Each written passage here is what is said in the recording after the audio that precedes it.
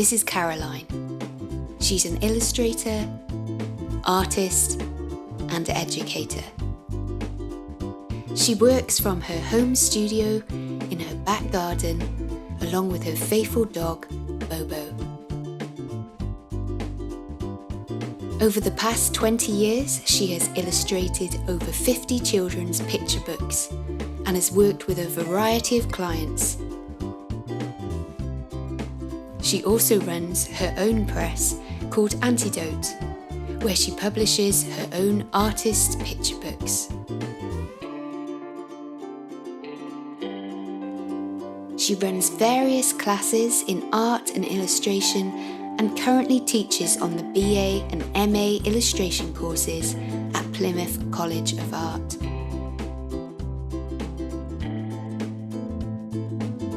She loves visiting exhibitions, exploring new places, sketching, and making time for just making.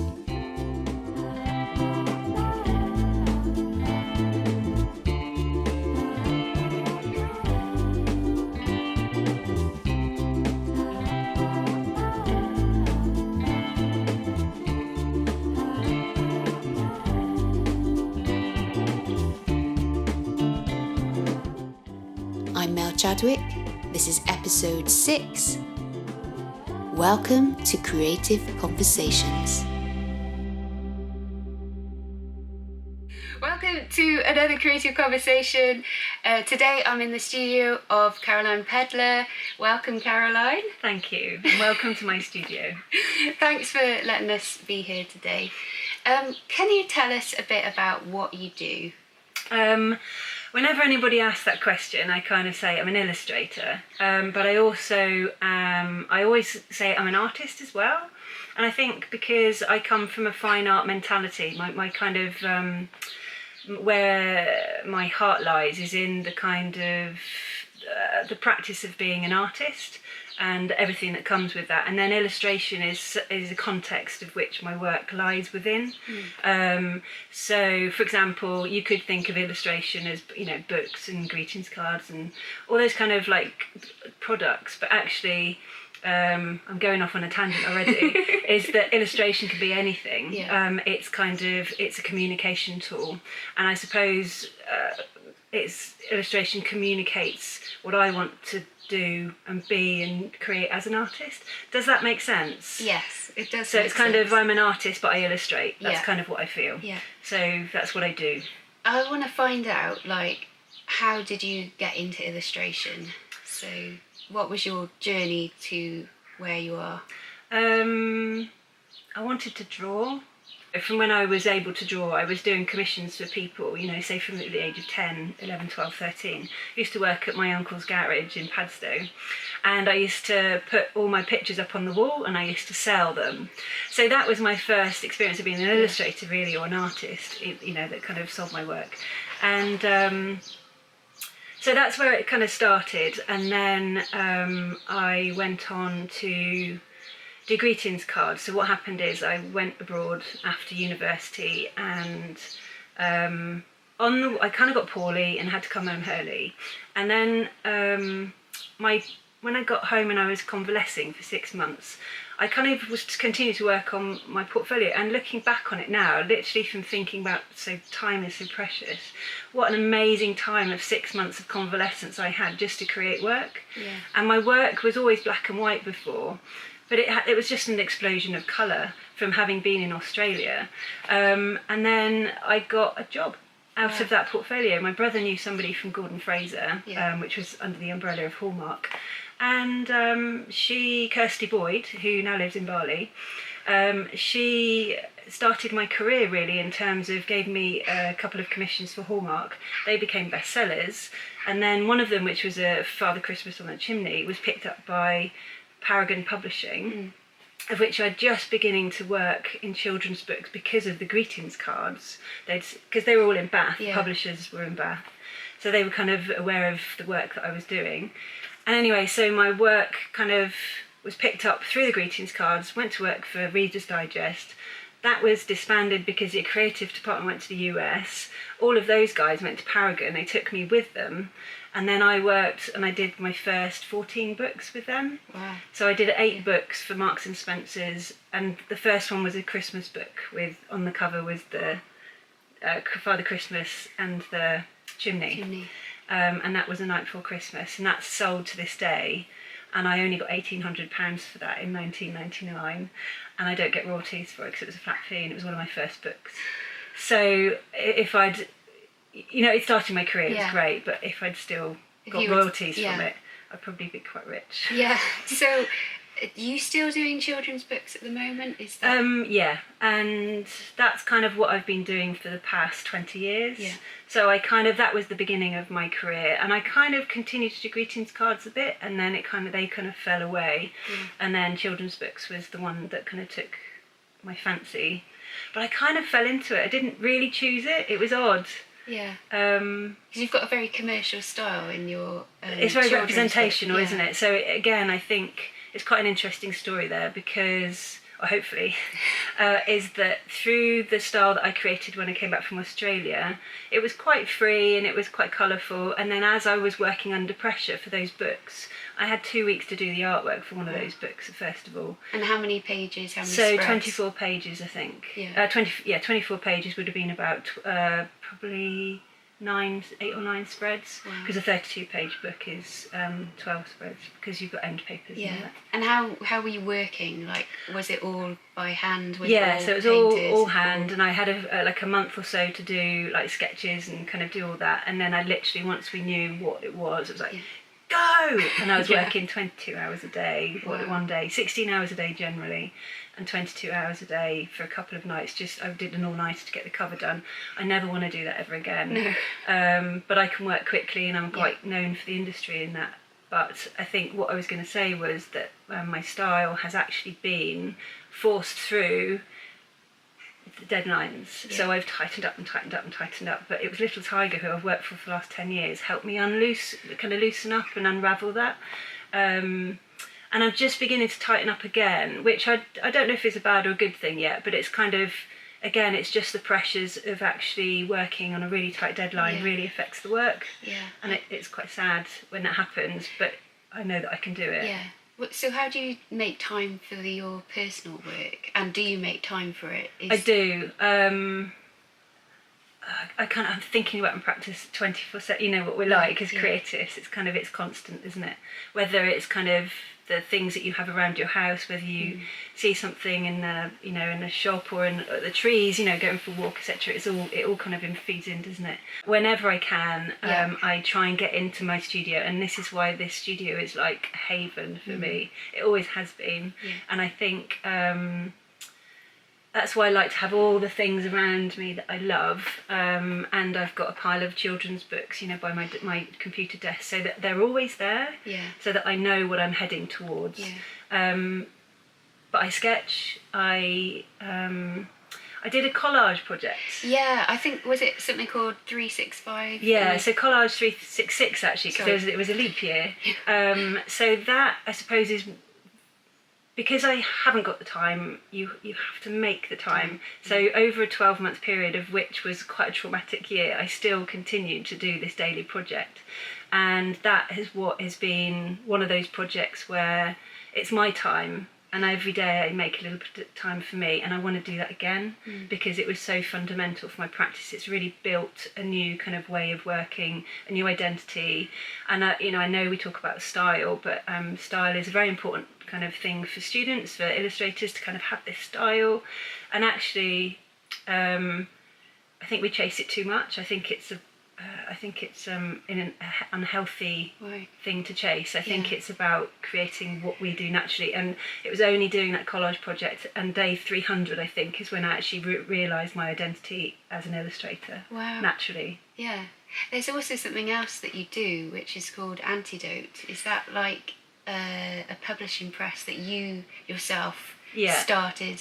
So it kind of started when I did my MA at Falmouth in 2009, and I finished in 2011. So I did it 2 years part-time, which I was illustrating full-time, so I had to do it on a part-time basis, and actually I really appreciated the span of 2 years to kind of have those that time, and the kind of the people, you know, it's very important of course. It was the Authorial Practice MA at Falmouth, and it kind of really instigated in me kind of a real need for my own work, because I was really happily illustrating other people's books, really happily taking commissions for what people wanted, and I was living by the beach, I was surfing, I was kayaking, you know, we were running, it was beautiful, I surfed everything. So from the outside it looked amazing, and it felt great, you know, I did love it, but actually there was, after about 3 years of doing that, which was incredible, little kind of cracks started to show. My studio wasn't quite as nice, things started happening, and then I'm unhappy, so that's why I did the MA. And working to brief all that time, and it was like kind of an exorcism really of 2 years of kind of unlearning everything that I'd learnt, and then rebuilding back up again. And it was only till I left the MA that I started really understanding what I loved. I don't know if anybody knows Anthony who's an artist from Barcelona, I think, Spain, and his work epitomises what I love within art, and it's about mark making, it's the energy within, and also composition as well. So I've realised through doing sketchbook work and kind of scraping my insides out and putting them in front of me so I could learn them again, that's how I've learnt what my practice is, and that's what's kind of started coming back into my work through the collage project. Through, you know, the press, Antidote Press was an antidote to my commercial work, so that's why it's called Antidote. Set up the exhibition myself, and you know, did all the press release and everything, and it's a lot of work, isn't it, setting up an exhibition, and my mum and dad did the biscuits and things, but it was quite a fundamental show for me in the fact that the private view was great because I met up with a few people that I aspired to, you know, or kind of, you know, was very really respected as artists. One of them being Sam Hall, who's a ceramicist, and we swapped artwork that night, which was really nice. So I've got a beautiful Sam Hall ceramic in my house. And I guess it's just about kind of putting yourself in association with these kind of people. And then I got out of that a little show at Plum Gallery, which is in St Ives as well, run by Debbie, and then I just it just opened up a few doors in terms of associations and things, and then I decided that Antidote was a really good name, and I was thinking, okay, so lots of people are setting up their own presses, and I make books, you know, I love making books, but I think there's a confidence issue there sometimes, and it's like I publish my own books, but do I really publish them? I just make them and you know, put them under that name, but actually that's what that is, isn't it? So I love doing them, and also it really informs my practice because those books punctuate learning for me. So, for example, there's one I call, it's just Wibbly Wham and Gooby, and I think I've called it The Best of Friends now, I've changed, and it's just a silly little story, but I loved making it, and I thought it was going to be this children's book, it was going to be amazing. Actually, it turned out to be a really small pamphlet thing. I've done it, I've finished it, and I've closed the door on it, but it's informed something else that I've done, and every time I do a book, it's a punctuation of my style, my identity, and I think through only starting and finishing things, that is how that can happen.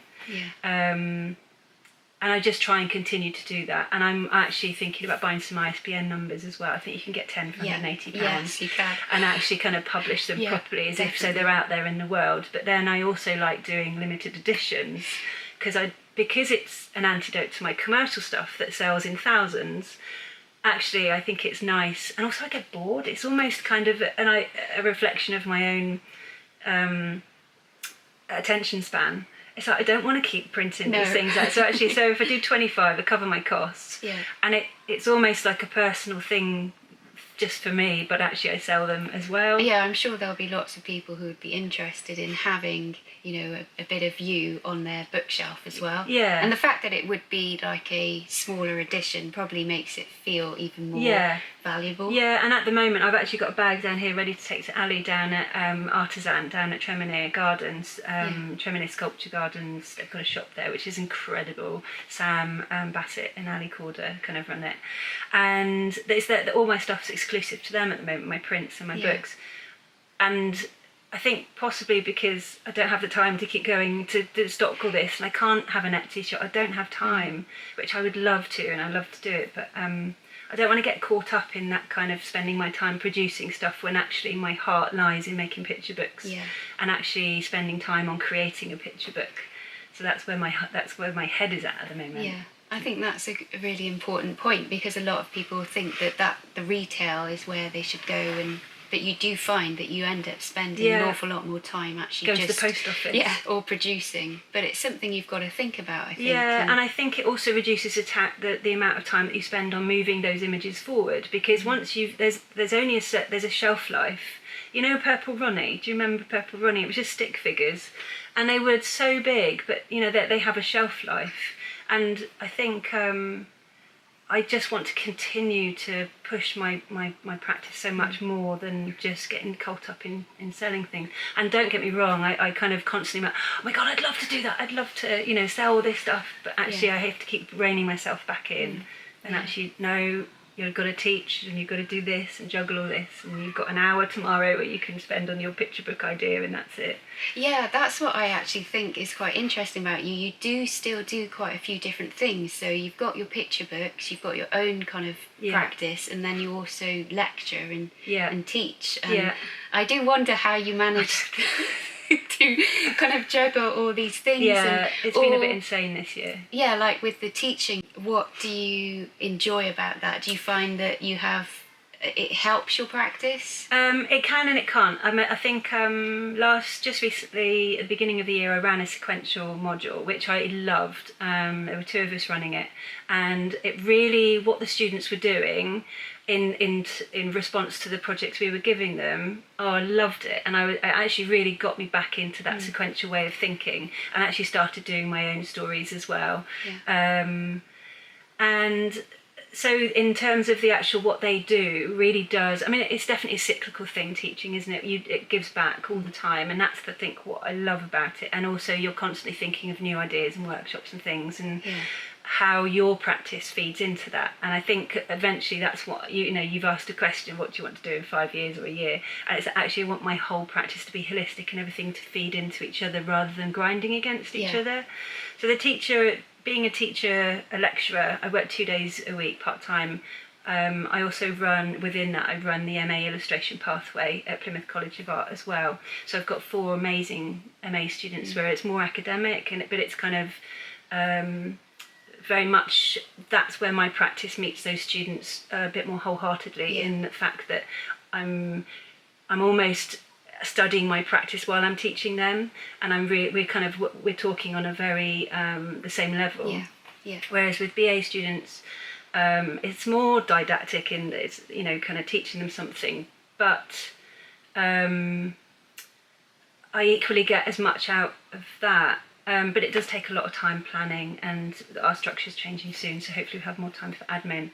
But I bring that into my studio a lot.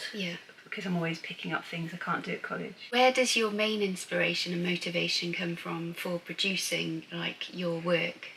I'm currently inspired by artists who are out there doing it.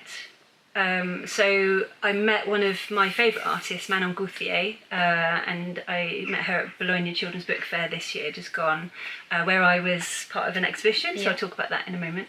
And it was lovely to meet her, and that in itself was an inspiration, because you meet her and she's so lovely and normal and accessible, and you're like, wow, she's not this person who is, that I've put up here kind of thing.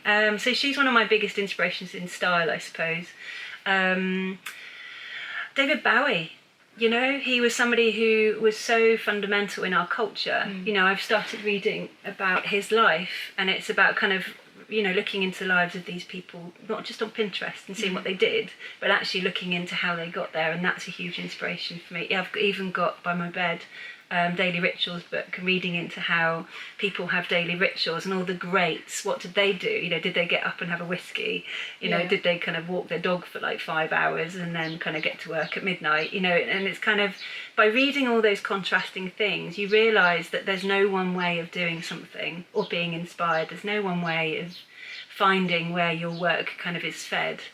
And I think that's been a huge thing for me, and that's something that I try and pass on to my students as well. Yeah, it's just, again, it's like kind of colours and textures as well, isn't it? I did a workshop with my MA students recently, because one of them, Holly, she said, I don't know about colour theory. Can you teach us about colour theory? And I'm like, well, I don't really know anything about colour theory in terms of, I know that the opposite colours, red, yellow, and I actually was kind of thought, okay, well, I'll just do what I do. And I kind of got them to bring in a photograph of contrasting colours and textures on themselves, the clothes that they wear and the stuff that they have around their house. Just take pictures of the stuff that they like.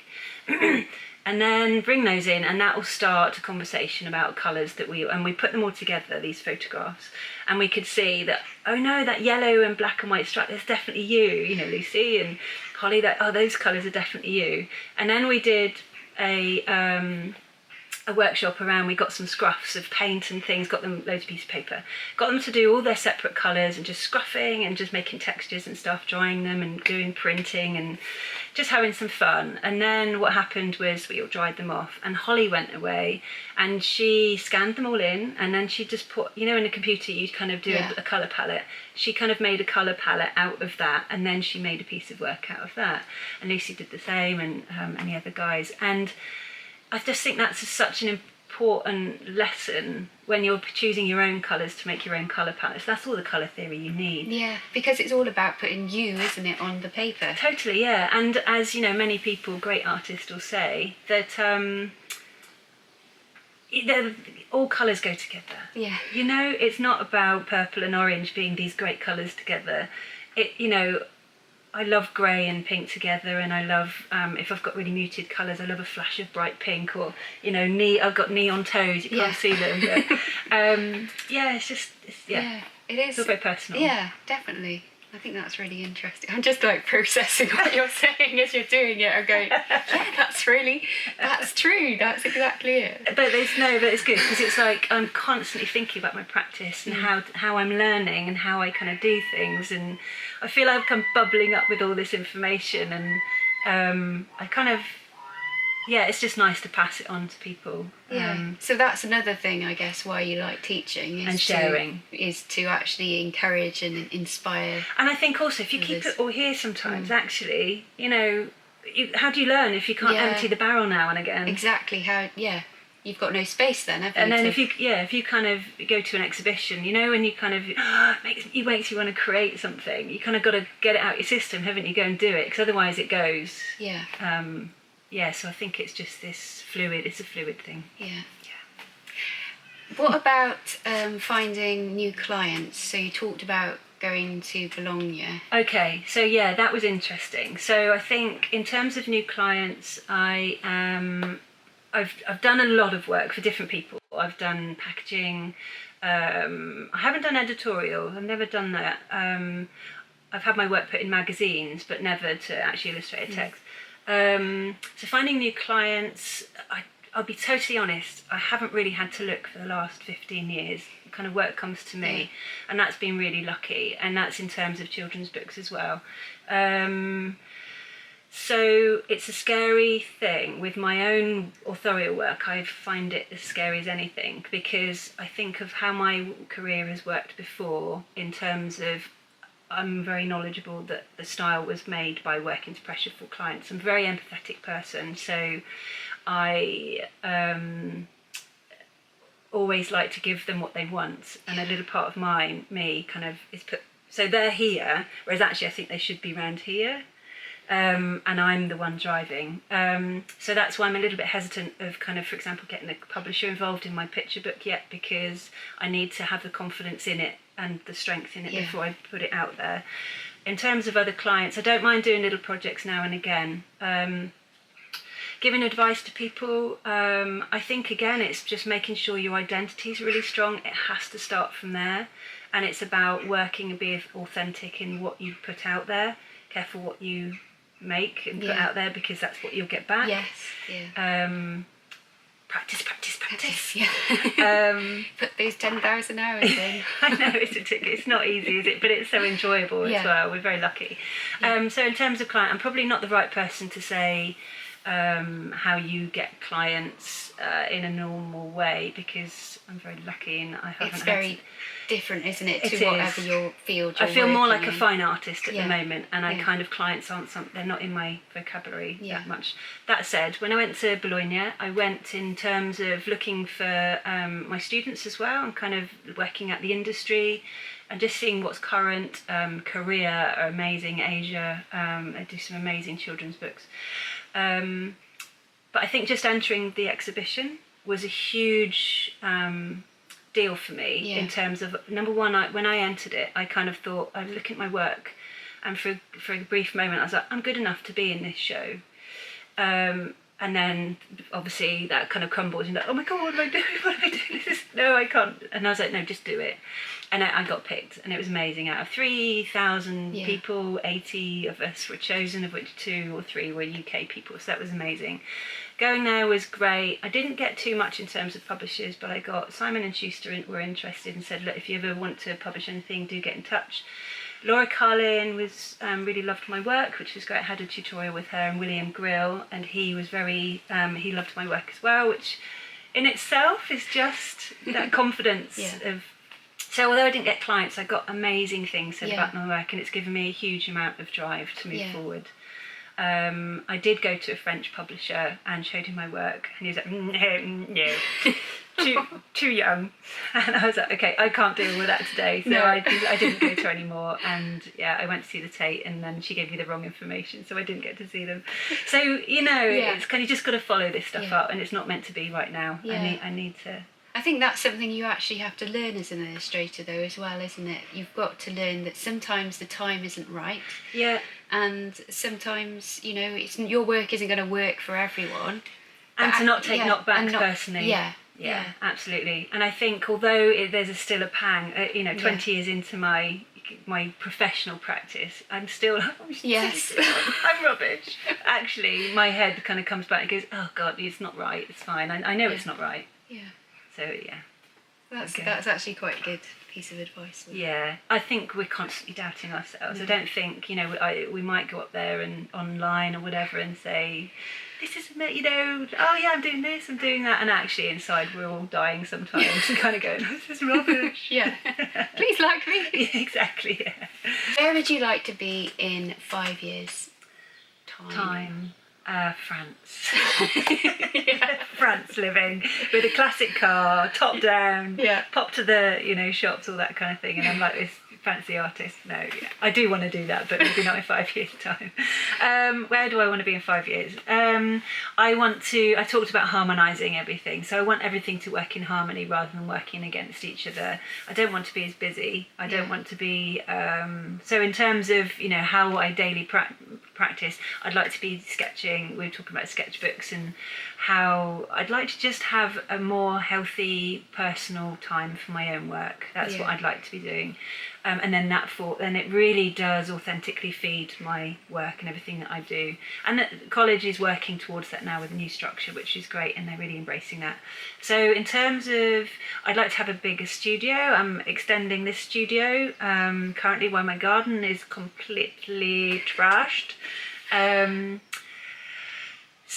Bigger studio, more space, so then my head can be less kind of claustrophobic with all this stuff that I've got going on. Less traumatic experiences in my life would be nice. Just to kind of have a healthy practice, I think. And I don't know how that's going to look. I've just bought this house I'm living in, and I think I'll be here for a while, and to be able to make the garden a bit of a sanctuary, a studio. I've got an annex where I'd like to do that up as well, and maybe have more space, and maybe even run some kind of art workshops and things where that space could be used as that, and house people to do residencies or things. I don't know, but that's kind of the big plan. That's cool. Yeah. And finally, what advice would you give to your younger self? Okay, so to be authentic, to draw, practice, draw some more, and then sketch, and go out sketching and do all that kind of thing. And don't be afraid. Don't be afraid to fail. That's all part of the process. And I think if you don't fail, how can you move forward? Yeah. So I think it's kind of try not to be fearful and be brave, and don't look on Pinterest too much. Put your phone down, step away from social media, and create a space where actually there's no distractions and you're just moving through those barriers that you think might be there, and just keep drawing. And if you've got a blank piece of paper and it's a bit scary, just put something on it. Yeah. Just put a wash or something, so that you've got rid of that horrible blank white page, and then go from there. Brilliant. So yeah.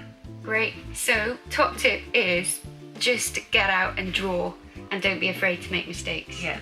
Okay. Basically, yeah. Cool. Well, thank you so much, Caroline, for Okay, thank letting you. us come and spend time here. It's and been a talk. pleasure. And guys, don't forget to check out Caroline's work. I will leave all her links below, and I will see you again soon, guys. Bye.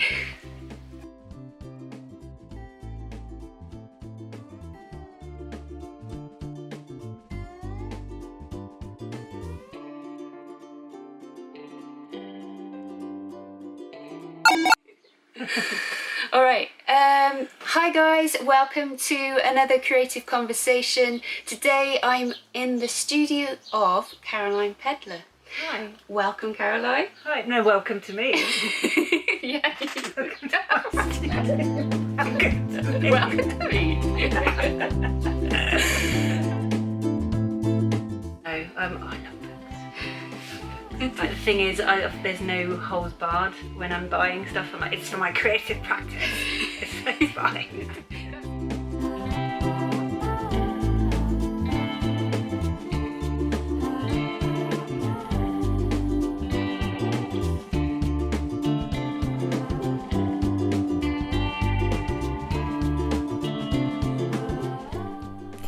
This was Creative Conversations, and I'm Mel Chadwick.